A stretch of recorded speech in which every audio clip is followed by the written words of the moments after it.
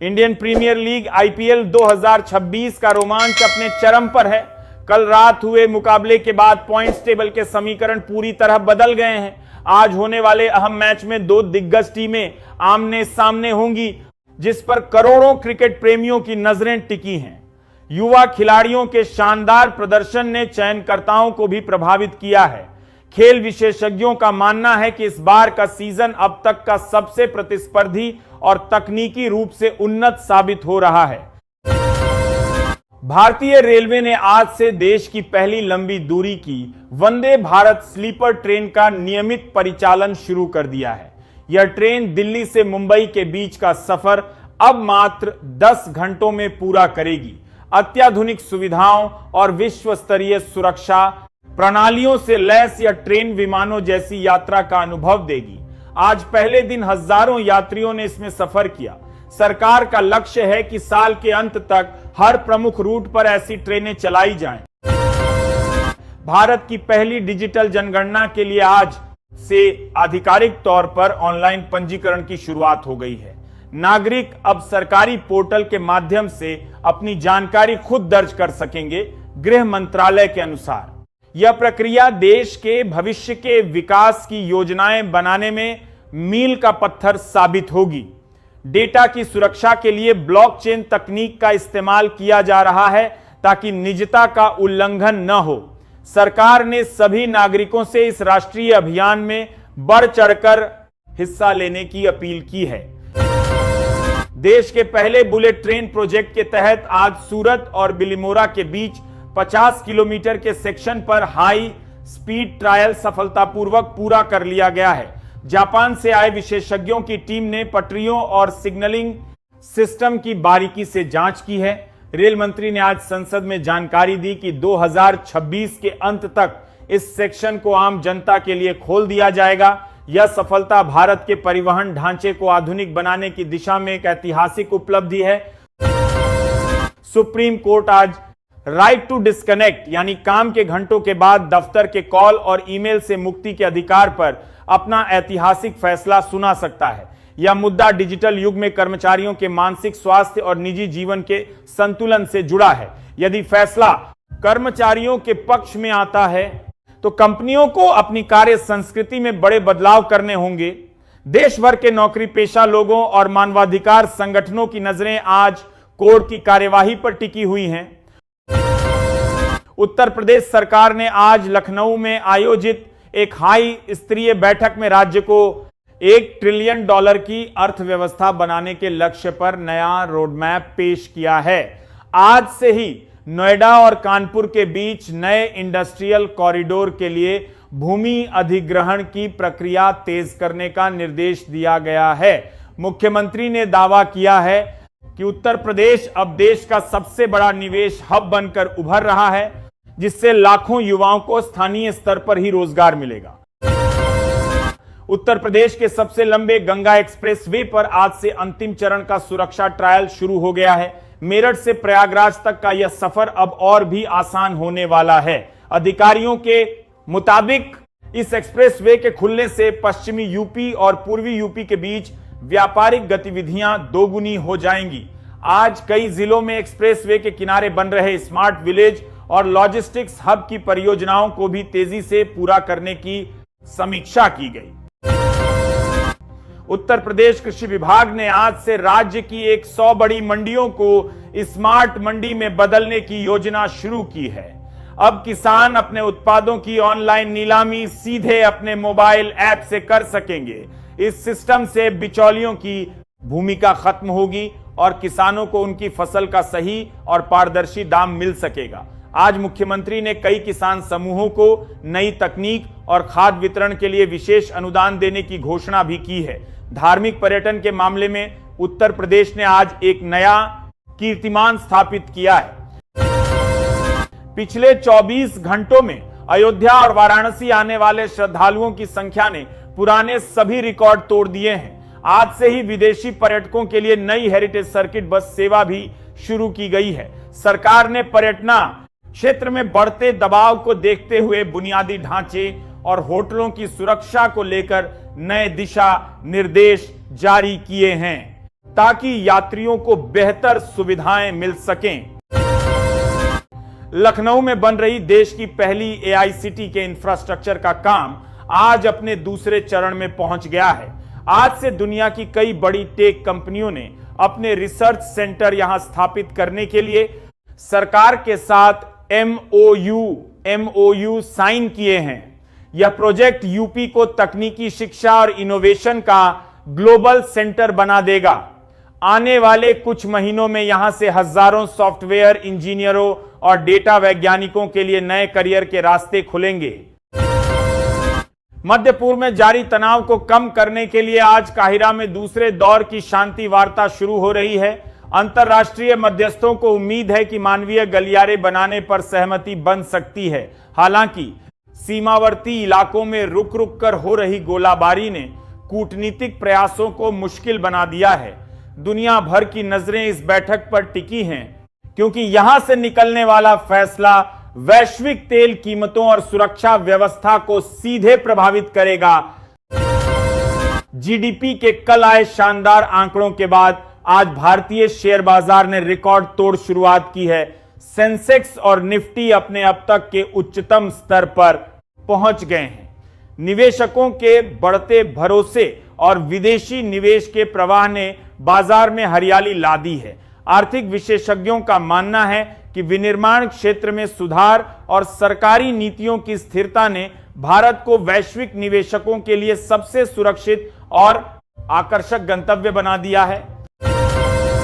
पूर्वी यूरोप के युद्ध क्षेत्र से मिल रही खबरों के मुताबिक पिछले 24 घंटों में अत्याधुनिक स्टील्थ ड्रोन्स का इस्तेमाल तेजी से बढ़ा है। आज सुबह कई सामरिक ठिकानों पर हुए हमलों ने युद्ध की दिशा बदल दी है।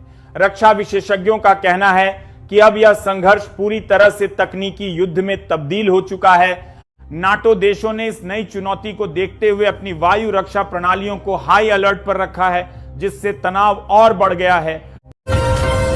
भारतीय रिजर्व बैंक ने आज घोषणा की है कि रुपया अब बिना सक्रिय इंटरनेट के भी 50% से अधिक ग्रामीण क्षेत्रों में काम करने के लिए तैयार है। यह तकनीकी अपग्रेड उन इलाकों के लिए गेम चेंजर साबित होगा जहां कनेक्टिविटी की समस्या है। सरकार ने आज से डिजिटल वॉलेट के माध्यम से सब्सिडी हस्तांतरण का नया चरण शुरू किया है। इस कदम से भ्रष्टाचार पर लगाम लगेगी और डिजिटल अर्थव्यवस्था में अंतिम व्यक्ति की भागीदारी सुनिश्चित हो सकेगी। आर्कटिक क्षेत्र में संप्रभुता को लेकर तनाव आज उस समय बढ़ गया जब आर्कटिक सर्कल के पास दो प्रमुख शक्तियों के नौसैनिक जहाज आमने सामने आ गए। समुद्री व्यापारिक मार्गों पर नियंत्रण की इस होड़ ने वैश्विक चिंता बढ़ा दी है। आज होने वाली संयुक्त राष्ट्र सुरक्षा परिषद की आपात बैठक में इस मुद्दे पर चर्चा होगी। पर्यावरणविदों ने चेतावनी दी है कि इस संवेदनशील क्षेत्र में सैन्य गतिविधियां ध्रुवीय पारिस्थितिकी तंत्र को अपूरणीय क्षति पहुंचा सकती हैं। भारत और आसियान देशों के बीच हुए नए मुक्त व्यापार समझौते के तहत आज से कई प्रमुख वस्तुओं पर सीमा शुल्क में बड़ी कटौती लागू हो गई है। इसका सीधा लाभ भारतीय मसाला, कपड़ा और आईटी निर्यातकों को मिलेगा। व्यापार विशेषज्ञों का अनुमान है कि इस कदम से आने वाले 6 महीनों में द्विपक्षीय व्यापार में 20% की वृद्धि हो सकती है। यह समझौता भारत को दक्षिण पूर्व एशियाई बाजारों में एक मजबूत प्रतिस्पर्धी के रूप में स्थापित करेगा। संयुक्त राष्ट्र में आज कृत्रिम बुद्धिमत्ता, AI संचालित हथियारों पर प्रतिबंध लगाने के प्रस्ताव पर अंतिम वोटिंग होने वाली है। भारत सहित कई विकासशील देशों ने मानवीय नियंत्रण को अनिवार्य बनाने की वकालत की है। यदि यह प्रस्ताव पास होता है तो भविष्य के युद्धों में स्वायत्त घातक प्रणालियों के उपयोग पर कानूनी रोक लग जाएगी। हालांकि कुछ तकनीकी महाशक्तियां इस प्रस्ताव में संशोधन की मांग कर रही हैं, जिससे मतदान के परिणाम काफी दिलचस्प होने की उम्मीद है। इसरो ने आज गगनयान 3 मिशन के लिए चुने गए अंतरिक्ष यात्रियों के विशेष क्रू मॉड्यूल प्रशिक्षण के अगले चरण की शुरुआत की है। आज से इन्हें शून्य गुरुत्वाकर्षण में आपातकालीन बचाव प्रक्रियाओं का अभ्यास कराया जाएगा। वैज्ञानिकों के अनुसार मिशन की तैयारी अपने अंतिम चरण में है और सभी प्रणालियां उम्मीद के मुताबिक काम कर रही हैं। यह भारत का पहला मानव मिशन होगा। जो देश को अंतरिक्ष विज्ञान के क्षेत्र में एक नई और ऊंची श्रेणी में खड़ा कर देगा। पेरिस समझौते के तहत विकसित देशों ने आज विकासशील देशों के लिए $100 बिलियन की जलवायु निधि की पहली किस्त जारी करने की प्रक्रिया शुरू कर दी है। इस राशि का उपयोग मुख्य रूप से सौर और पवन ऊर्जा परियोजनाओं के विस्तार के लिए किया जाएगा। भारत ने इस पहल का स्वागत करते हुए इसे वैश्विक न्याय की दिशा में एक बड़ा कदम बताया है। आज से कई राज्यों में नए हरित ऊर्जा पार्क बनाने की परियोजनाओं को भी मंजूरी दी गई है। दक्षिण चीन सागर के विवादित क्षेत्र में आज सुबह फिलीपींस और चीन के तटरक्षक जहाजों के बीच मामूली टकराव की खबर आई है। इस घटना के बाद क्षेत्र में सैन्य चौकसी बढ़ा दी गई है। अमेरिका ने इस पर कड़ी प्रतिक्रिया व्यक्त करते हुए अंतरराष्ट्रीय जल क्षेत्र में नौवहन की स्वतंत्रता का समर्थन किया है। व्यापारिक जहाजों ने सुरक्षा के मद्देनजर अपने रास्ते बदल दिए हैं, जिससे समुद्री परिवहन की लागत और समय बढ़ने की आशंका जताई जा रही है। भारत के पहले बड़े सेमीकंडक्टर हब से आज निर्मित चिप्स का पहला बैच परीक्षण के लिए भेजा गया है। प्रधानमंत्री ने इसे आत्मनिर्भर भारत की एक बड़ी जीत बताया है। इससे समुद्री परिवहन की लागत और समय बढ़ने की आशंका जताई जा रही है प्लांट के पूर्ण रूप से चालू होने के बाद भारत की इलेक्ट्रॉनिक आयात पर निर्भरता काफी कम हो जाएगी। आज से स्थानीय कंपनियों को भी रियायती दरों पर चिप्स उपलब्ध कराने की योजना शुरू की गई है, जिससे घरेलू स्मार्टफोन और लैपटॉप की कीमतों में गिरावट आने की संभावना है। बढ़ते साइबर हमलों को देखते हुए आज दुनिया के 20 प्रमुख देशों ने मिलकर ग्लोबल फायरवॉल पहल की शुरुआत की है। इसका उद्देश्य महत्वपूर्ण बुनियादी ढांचे जैसे ग्रिड और बैंकिंग प्रणाली को डिजिटल हमलों से बचाना है। आज नई दिल्ली में आयोजित एक उच्च स्तरीय बैठक में साइबर डेटा साझा करने के प्रोटोकॉल पर सहमति बनी है। विशेषज्ञों का कहना है कि अब साइबर सुरक्षा केवल तकनीकी मुद्दा नहीं, बल्कि राष्ट्रीय संप्रभुता से जुड़ा सबसे बड़ा सवाल बन चुका है। विश्व स्वास्थ्य संगठन हो ने आज दक्षिण पूर्व एशिया में फैले नए श्वसन वायरस के खिलाफ एक भारतीय वैक्सीन को आपातकालीन उपयोग की मंजूरी दे दी है। इस वैक्सीन का परीक्षण 99% प्रभावी रहा है। आज से ही इस वैक्सीन का बड़े पैमाने पर उत्पादन और वितरण शुरू किया जा रहा है। स्वास्थ्य मंत्रालय ने नागरिकों से अपील की है कि वे घबराएं नहीं और केवल प्रमाणित जानकारी पर ही भरोसा करें। सतर्कता और टीकाकरण ही इस संक्रमण को रोकने के मुख्य हथियार हैं। भारत और जर्मनी के बीच आज ग्रीन हाइड्रोजन निर्यात को लेकर एक ऐतिहासिक समझौता हुआ है। इसके तहत भारत 2030 तक बड़ी मात्रा में स्वच्छ ईंधन जर्मनी को निर्यात करेगा। आज से ही रिलायंस और अदानी समूह के हाइड्रोजन प्लांट्स में उत्पादन क्षमता बढ़ाने की नई तकनीकों का परीक्षण शुरू किया गया है। यह समझौता न केवल भारत को विदेशी मुद्रा दिलाएगा, बल्कि दुनिया को कार्बन मुक्त ऊर्जा की ओर ले जाने में भारत की नेतृत्वकारी भूमिका को भी सिद्ध करेगा। स्पेस एक्स के स्टारशिप ने आज मंगल ग्रह की यात्रा के लिए आवश्यक इन ऑर्बिट रिफ्यूलिंग का सफल प्रदर्शन किया है।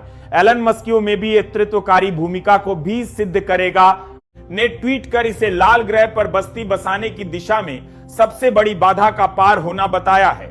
आज के सफल परीक्षण के बाद 2026 के अंत तक मंगल पर पहला मानव रहित कार्गो मिशन भेजने की संभावना बढ़ गई है। इस सफलता ने अंतरिक्ष पर्यटन और भविष्य के अंतर्ग्रहीय मिशनों के लिए नई उम्मीदें जगा दी हैं। कृषि मंत्रालय ने आज ड्रोन शक्ति 2 योजना का शुभारंभ किया है, जिसके तहत छोटे किसानों को ड्रोन खरीदने के लिए 75% तक की सब्सिडी दी जाएगी।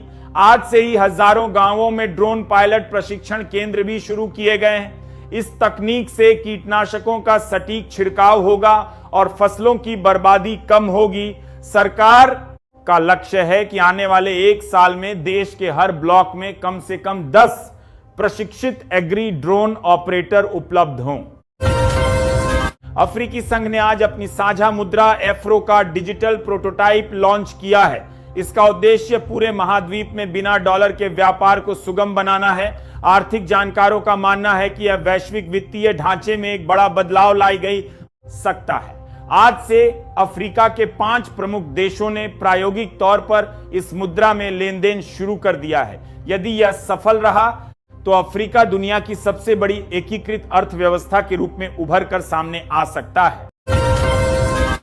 हिमालय की पहाड़ियों में बनी एक नई रणनीतिक सुरंग को आज आधिकारिक तौर पर सेना और नागरिक यातायात के लिए खोल दिया गया है।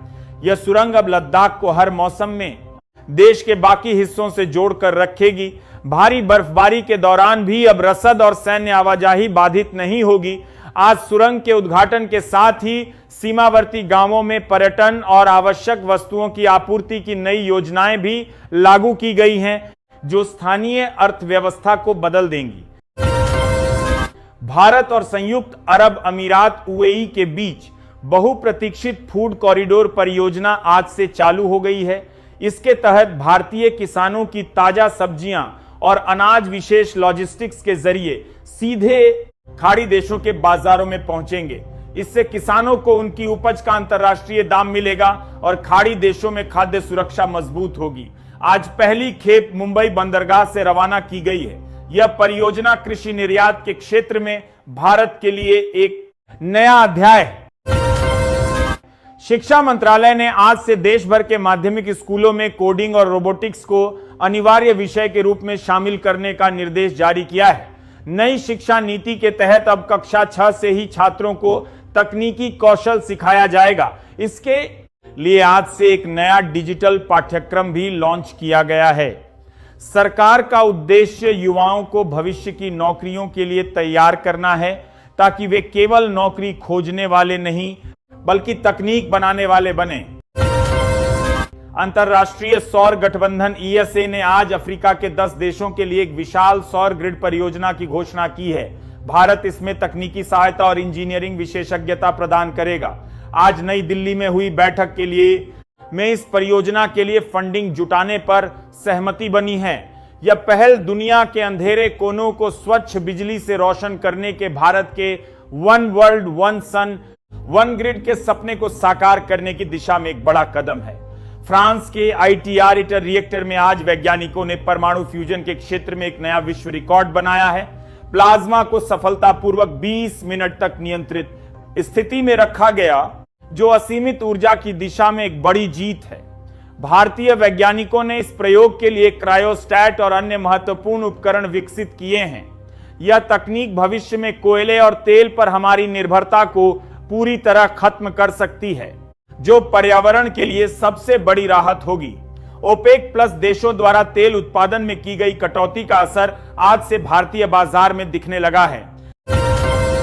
कच्चे तेल की अंतर्राष्ट्रीय कीमतों में आई तेजी के कारण पेट्रोल और डीजल के दाम बढ़ने की आशंका जताई जा रही है।